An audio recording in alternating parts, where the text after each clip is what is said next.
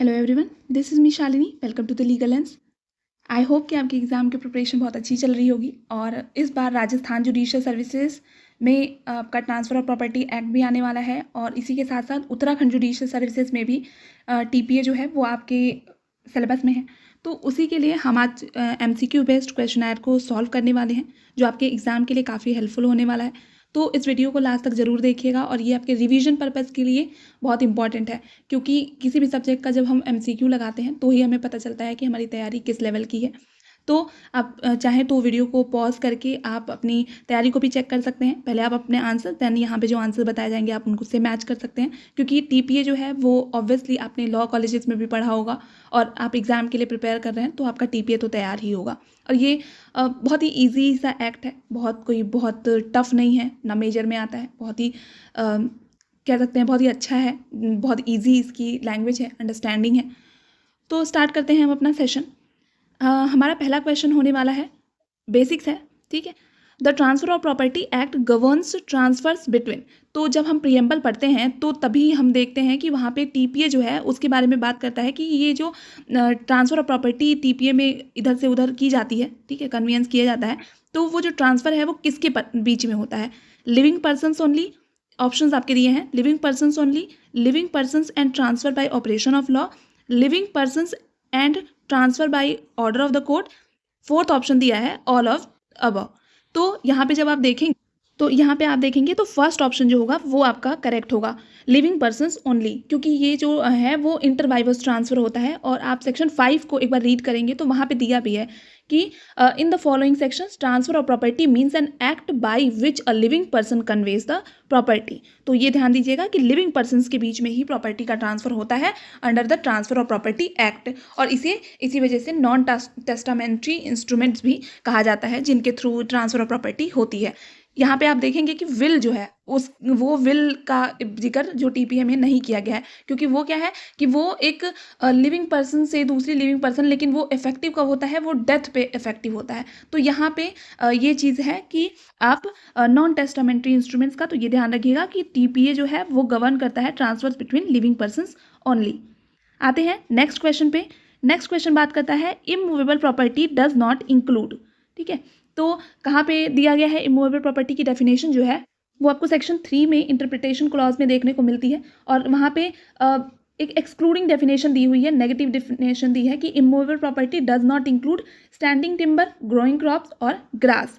तो यहाँ पे जो आपके ऑप्शंस दिए गए हैं, तो यहाँ पे डज नॉट इंक्लूड पूछा गया है, तो आपका थर्ड ऑप्शन करेक्ट होगा, standing timber, growing crops and grass. अब और भी पूछा जाता है कि इमूवेबल प्रॉपर्टी में क्या क्या और नहीं आता है, तो आपको ध्यान रखना है कि royalty, copyright, right of worship, growing crops, grass, standing timber, government promissory notes, things set in film theatre and not attach to earth, decree for sale of mortgage of immovable property, right of vendee to get the land registered in his name, right to receive future maintenance, machine not attach to the earth permanently, ठीक है। तो ये सारी चीज़ें जो हैं वो immovable property की मीनिंग में नहीं आती हैं, तो ये ध्यान रखिएगा, ठीक है। फिर आते हैं नेक्स्ट क्वेश्चन पे। नेक्स्ट क्वेश्चन बात करता है things embedded in the earth have been included under the transfer of property act in the definition of, ठीक। तो यहाँ पे आपका करेक्ट ऑप्शन होगा attach to the earth. Things embedded in the earth have been included under transfer of property in the definition of. Attach to the earth की जो डेफिनेशन दी है उसमें आता है कि things embedded in the earth. Next है fourth question, which of the following statement is correct. पहला दिया है an easement can not be transfer, an easement can be transferred, an easement cannot be transferred apart from servient heritage, an easement cannot be transferred apart from the dominant heritage। तो यहाँ पे कौन सा correct option होगा, ये होगा correct होगा, an easement can not be transfer apart from the dominant heritage. तो सेक्शन 6, जब हम सेक्शन 6 की बात करते हैं तो वहाँ पे बहुत सारी प्रॉपर्टी दी हुई है जो ट्रांसफ़र नहीं की जा सकती है, ठीक है। तो उसी के रिस्पेक्ट में यहाँ पे भी ये दिया हुआ है, ईजमेंट जो है वो can not be transfer apart from the dominant heritage, ये स्टेटमेंट यहाँ पे सही है। आते हैं नेक्स्ट क्वेश्चन पे।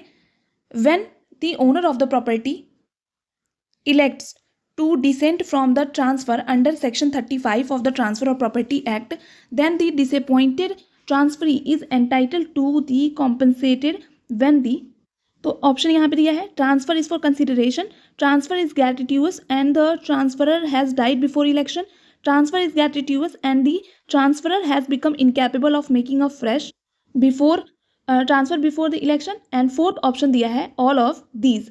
तो यहाँ पे करेक्ट ऑप्शन होगा आपका ऑल ऑफ दीज। सेक्शन 35 जब हम रीड करते हैं डॉक्ट्रिन ऑफ इलेक्शन रिलेटेड, तो वहाँ पे डिसअपॉइंटेड ट्रांसफरी के बारे में दिया हुआ है और ये सारे राइट जो हैं वो एक्सरसाइज कर सकता है, तो इसको ध्यान से पढ़िएगा।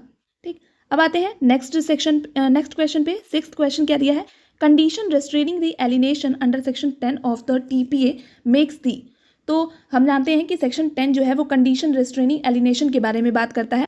तो यहाँ पे क्या क्या ऑप्शन दिया है, पहला दिया है the condition is invalid but the transfer remains valid, दूसरा है ट्रांसफर इनवैलिड, तीसरा ऑप्शन है condition as well as transfer both invalid, and fourth option है the condition valid but the transfer remains invalid. तो यहाँ पे करेक्ट होगा आपका first option, the condition invalid but the transfer remains valid. आते हैं नेक्स्ट पे, नेक्स्ट है सेवेंथ।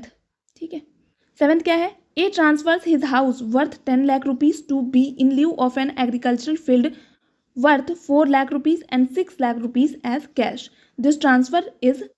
तो इसका करेक्ट ऑप्शन होगा एक्सचेंज। ठीक है, तो यहाँ पे ध्यान दीजिएगा कि यहाँ पे सेक्शन 118 जो है उसको हम यहाँ पे रीड करते हैं, क्योंकि यहाँ पे किसी कह सकते हैं प्रॉपर्टी के बदले में ही प्रॉपर्टी का एक्सचेंज हो रहा है। अगर प्रॉपर्टी के बदले में मनी का एक्सचेंज होता तो वहाँ पे वो सेल हो जाता, बट यहाँ पे सामान के बदले सामान का एक्सचेंज, मतलब यहाँ पे इमूवेबल प्रॉपर्टी के बदले इमूवेबल प्रॉपर्टी का एक्सचेंज हो रहा है।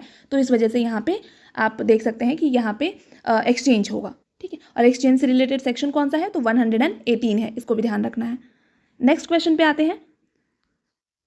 नेक्स्ट क्वेश्चन गिवन है, a gift comprising both existing and future property is voidable to the extent of the future property, completely void, voidable to the extent of existing property, and void to the extent of future property।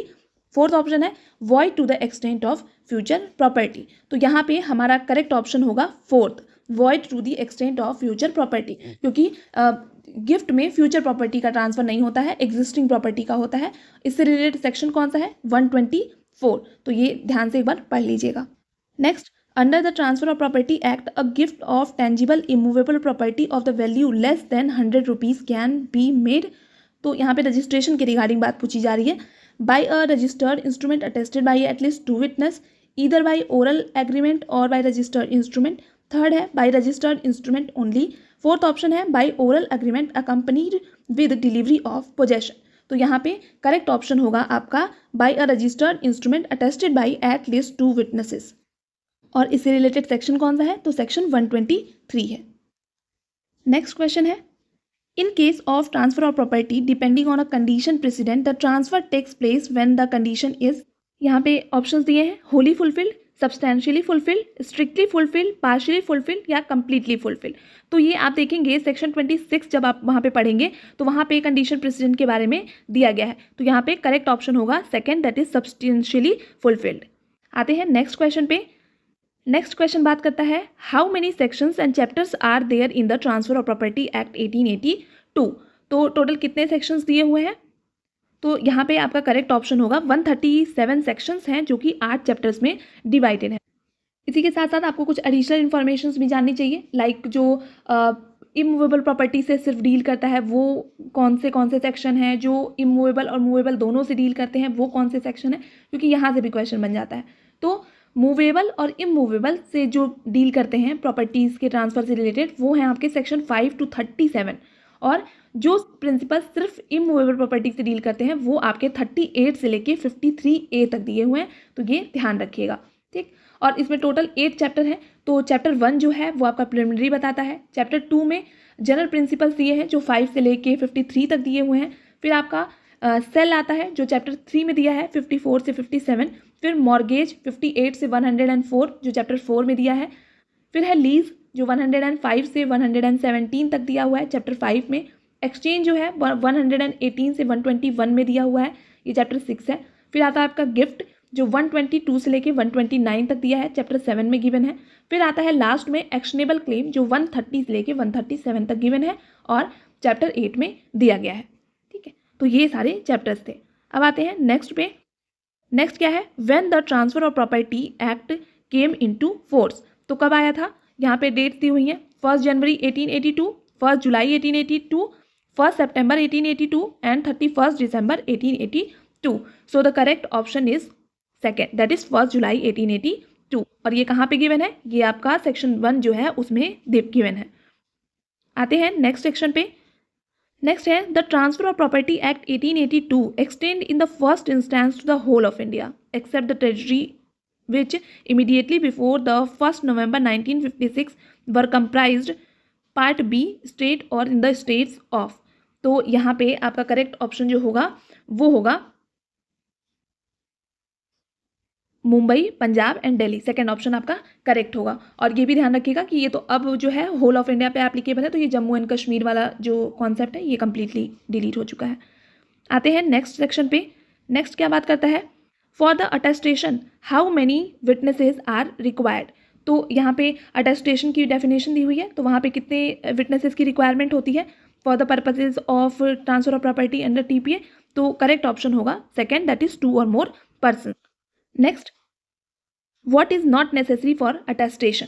तो attestation के लिए यहाँ पे दिया है कि क्या क्या नेसेसरी नहीं है। 3 और more witnesses, more than 1 of such witnesses shall have been present at the same time. Next है पर्टिकुलर फॉर्म ऑफ अटेस्टेशन, 2 और more male witnesses, each witness should have knowledge of the contents of the instrument. और 6 दिया है all of these. तो यहाँ पे पूछा जा रहा है कि कौन सा नेसेसरी नहीं है। तो इसमें हमने 5 ऑप्शन देखे, इसमें ऑल ऑफ दीज जो है वो करेक्ट होगा। ठीक है, आगे आते हैं 16 question. According to the transfer of property act what is meant by an instrument. So the correct option is option 1, that is a non testamentary instrument. Next पे आते हैं according to the transfer of property act immovable property does not include. तो हम जानते हैं कि standing timber, growing crops, grass, all of these जो होगा वो करेक्ट ऑप्शन होगा, क्योंकि हम ऑलरेडी इससे रिलेटेड क्वेश्चन एक सॉल्व कर चुके हैं। अब आते हैं नेक्स्ट क्वेश्चन पे। As per the transfer of property act what is not included in the immovable property. पहला ऑप्शन है dilapidated building, cinema house, growing crops, railway station और बस स्टॉप। फोर्थ ऑप्शन है राइट टू वे, पाथ और fish area. तो यहाँ पे पूछा जा रहा है कि कौन सा इंक्लूड नहीं होगा इमूवेबल प्रॉपर्टी में। तो यहाँ पे करेक्ट ऑप्शन जो है वो होगा ग्रोइंग क्रॉप्स, क्योंकि डेफिनेशन में एक्सक्लूडिंग जो डेफिनेशन दी है वहाँ पे गिवन है। अब आते हैं नेक्स्ट क्वेश्चन पे। Amongst the following which comes with in the definition of immovable property. तो अभी हमने रिसेंटली सारी बातों को डिस्कस किया था कि कौन कौन से नहीं आते हैं।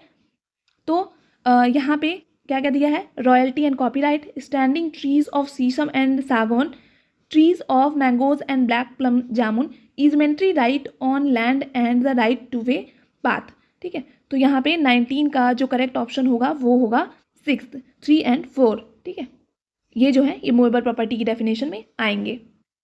नेक्स्ट है amongst the following which is an immovable property. तो right to realisation of a mortgage loan, hereditary right of priest of a temple. आगे है right to collect rent of immovable property and fourth है life time interest in income of immovable property. तो यहाँ पे correct option होगा हमारा 5th। ठीक है, ऑल ऑफ दीज जो भी यहाँ पे सारे ऑप्शन दिए हैं वो सब इमूवेबल प्रॉपर्टी की मीनिंग में आएंगे। अब आते हैं नेक्स्ट क्वेश्चन पे। In the kinds of notice which notice has not been provided. तो यहाँ पे 4th दिया है ऑल्टरनेटिव नोटिस। आगे आते हैं under the transfer of property act which comes with in the ambit of a notice.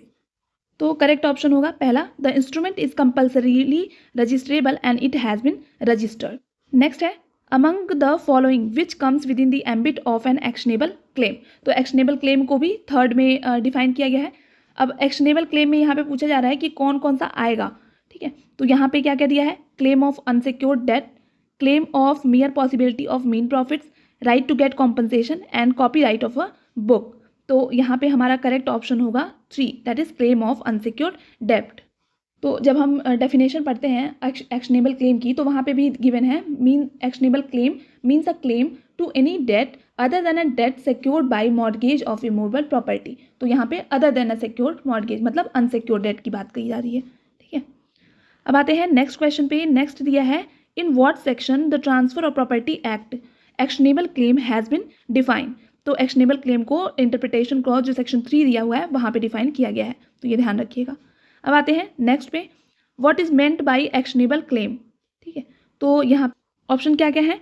Unsecured debt, claim of beneficial interest in movable property not in possession of claimant, which the civil court recognise as affording the grounds for relief, and next option है all of these. तो यहाँ पे all of these जो option है वो आपका correct होगा। एक बार डेफिनेशन को ध्यान से पढ़ लीजिएगा। आते हैं नेक्स्ट क्वेश्चन पे। Amongst the following which comes with in the purview of an actionable claim. तो यहाँ पे दिए हुए हैं claim of unpaid mehr of a Muslim women, claim of copyright, claim of share of company and right to get compensation. तो यहाँ पे आपका करेक्ट ऑप्शन होगा claim of unpaid mehr of a Muslim women. ये आता है आपके एक्शनेबल क्लेम के परव्यू में। तो ये ध्यान रखिएगा कि ये आपके मुस्लिम लॉ में भी पूछा जा सकता है। अगला क्वेश्चन है amongst the following which is not an actionable claim, not an actionable claim. ठीक, तो claim of copyright, amount of arrears of rent, pre determined amount of damages due to breach of contract, amount of pension and provident funds, claims relating to insurance policies, after terminating the tenancy of the premises pre determined amount of मीन profit. तो यहाँ पे पूछ रहा है कि कौन सा एक्शनेबल क्लेम की मीनिंग में नहीं आएगा। तो यहाँ पे करेक्ट ऑप्शन होगा 1, that is claim of copyright. Next है amongst the following which is an actionable claim. ठीक है, यहाँ पे पूछा जा रहा है कि कौन सा होगा। पहला है claim of partnership in a firm, claim of copyright, decree of debt और right to damages under the law of tort. So यहाँ पे थर्ड ऑप्शन करेक्ट होगा, डिक्री ऑफ अ डेट। अगला है a contract with B to sell 100 quintal wheat to him on a certain future date in which beneficial interest in the goods waste in B this case is। तो ये option A जो है वो correct होगा, is an actionable claim. ठीक है, a contract करता है बी के साथ to sell 100 quintal wheats to him on a certain future date in which beneficial interest in the goods waste in B। तो ये क्या है, ये एक एक्शनेबल क्लेम होगा। नेक्स्ट है under what section of the transfer of property act transfer of property has been define. तो ये कहाँ पे डिफाइन किया गया है, ये डिफाइन किया गया है आपके सेक्शन 5 में। अदर ऑप्शन भी देख लेते हैं। तो सेक्शन 3 में डिफाइन किया गया है आपका इंटरप्रिटेशन क्लॉज। सेक्शन 4 बात करता है कि enactments relating to contracts to be taken as a part of the contract act. और सेक्शन 5 में तो दिया है ट्रांसफर ऑफ प्रॉपर्टी को डिफाइन किया गया है। और सेक्शन 6 में दिया गया है कि व्हाट मे बी ट्रांसफर्ड, और यहाँ पे एक्सक्लूडिंग डेफिनेशन दी हुई है कि क्या क्या ट्रांसफर नहीं किया जा सकता है। तो ये आप वहाँ से रीड कर सकते हैं। नेक्स्ट है under section 5 of the transfer of property act amongst the following which comes with in the definition of living person. ठीक है, तो यहाँ पे सेक्शन 5 में बोल रहा है कि लिविंग पर्सन की डेफिनेशन में कौन आएगा। तो यहाँ पे ऑप्शन है आपके legislative assembly, court, unborn child और बॉडी ऑफ इंडिविजुअल्स। तो 31 का करेक्ट ऑप्शन होगा बॉडी ऑफ इंडिविजुअल्स। एक बार आप रीड कर लीजिएगा डेफिनेशन को। नेक्स्ट क्वेश्चन दिया है according to transfer of property act amongst the following which does not come with in the ambit of a living person. तो यहाँ पे नॉट पूछ रहा है। ठीक, तो ये ध्यान दीजिए, जहाँ पे भी नॉट वर्ड अगर दिया है तो पहले ही उसको सर्कल कर लीजिए जिससे कि कंफ्यूजन क्रिएट ना हो। ठीक है, तो यहाँ पे दिया हुआ है कि कौन नहीं आता है। तो कंपनी आती है, बॉडी ऑफ इंडिविजुअल्स आते हैं, एसोसिएशन ऑफ इंडिविजुअल्स भी आता है, आइडल्स जो हैं वो आपके लिविंग पर्सन की मीनिंग में नहीं आते हैं। नेक्स्ट क्वेश्चन है the transfer of property act has no relation with the. तो sky, air, water, light, season. 6th option है ऑल ऑफ दीज। तो 33 का करेक्ट ऑप्शन होगा 6th, दैट इज ना sky, air, water, light, season, all of these. इसमें से कोई भी किसी भी चीज़ का ट्रांसफर नहीं किया जा सकता है under transfer of property act. अगला आते हैं with reference to the transfer of property under the transfer of property act amongst the following which statement is wrong। यहाँ पे पूछ रहा है कि कौन सा स्टेटमेंट रॉन्ग होगा। ठीक है, तो क्या क्या ऑप्शन यहाँ पे दिए हैं। Transfer of property by act of parties, correct है। Transfer of property by parties in present और इन फ्यूचर, सही है। Transfer of property by a living person, सही है। Transfer of property to a living person, ये भी सही है। Transfer of property in execution of decree of a court. तो यहाँ पे आपका करेक्ट ऑप्शन जो होगा वो यहाँ पे ये होगा, मतलब पूछ रहा है कि कौन सा रॉन्ग है, तो रॉन्ग के पर्सपेक्टिव से देखिए तो 5th आंसर आपका सही होगा। नेक्स्ट क्या ऑप्शन दिया है under the transfer of property act which statement will be applicable for the term of transfer of property. तो यहाँ पे दिया है receiving the property in succession according to the will, transfer of property by act of parties, और next दिया है option by order of court vesting the property in the receiver, and 4th option है transfer of property in execution of the decree of a court।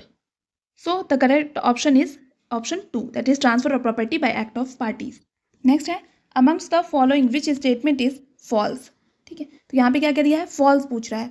A person may transfer the property to himself. The term living person does not include a company और association और body of individuals. Transfer of property can not be made by minor और insane और lunatic person.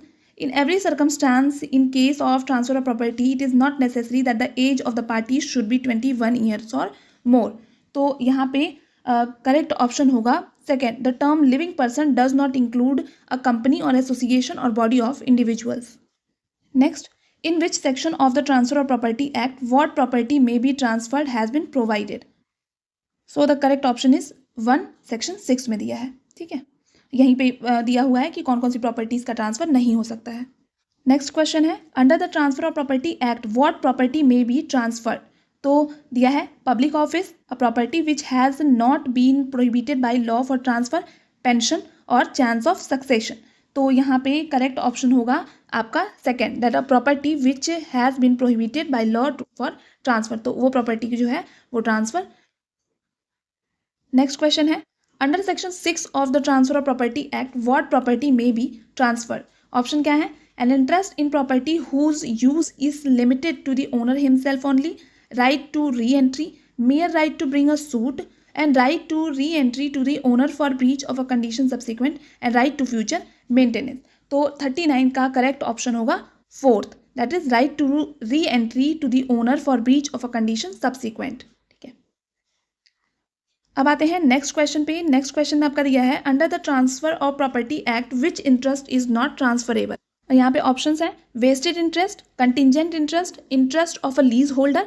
Fourth है interest based on chance of succession, spes successionis. And fifth option है right to maintenance.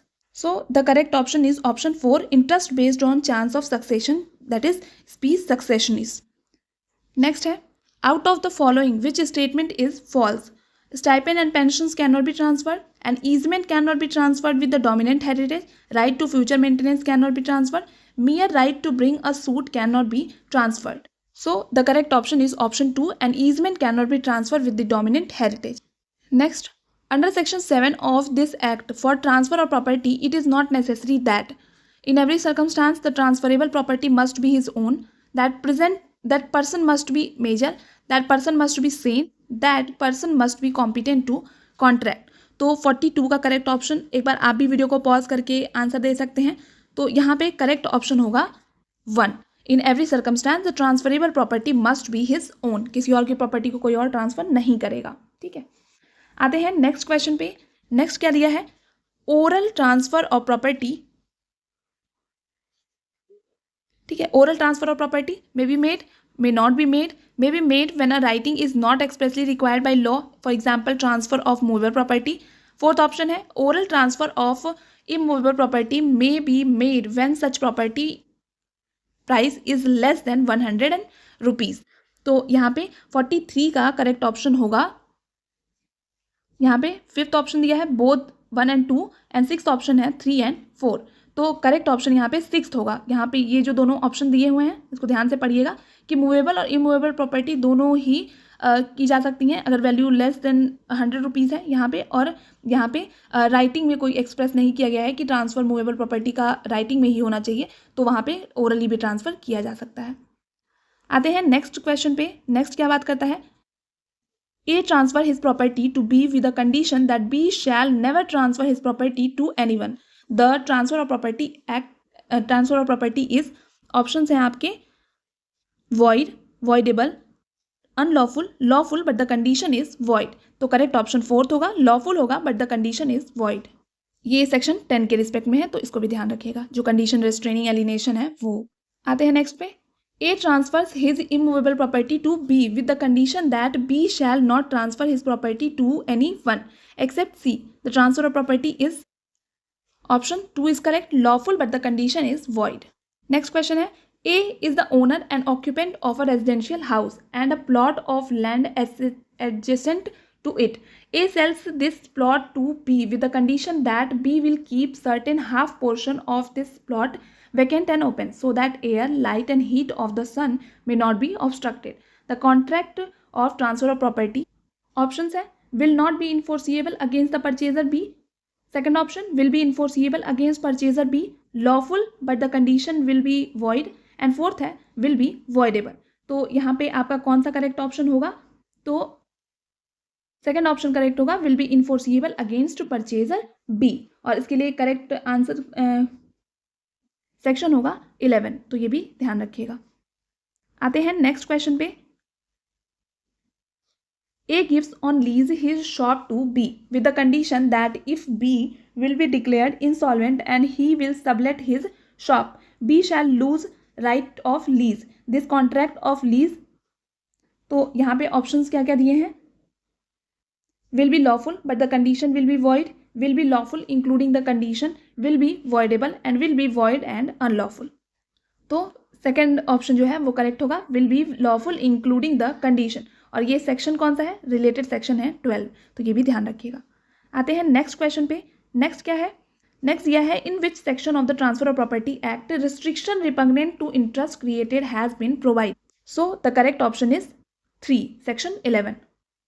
Next, to transfer the property for creating benefit of an unborn person which of the following aspect shall be essential. ठीक है, तो यहाँ पे option क्या है? Creation of life benefit in favour of living person, before expiry of a forced last life benefit, birth of unborn person, conferring absolute interest to the unborn person, and fourth option is all of these। तो यहाँ पे 49 के लिए correct option होगा 4, that is all of these.